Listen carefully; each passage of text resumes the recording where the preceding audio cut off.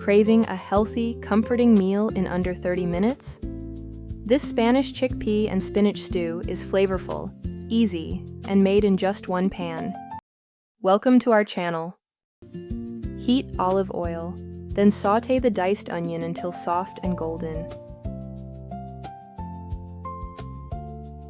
Add garlic, cumin, and smoked paprika. Cook briefly to bring out those amazing flavors. Stir in the diced tomatoes and mix everything. Add 2 cans of chickpeas, drained and rinsed. Next, pour in 1 cup of vegetable broth. Add fresh spinach and let it gently wilt into the stew. Finish with a splash of lemon juice for a fresh, bright flavor. Add the chickpeas and vegetable broth. Season with salt and pepper. Let it simmer for about 10 minutes until all the flavors come together.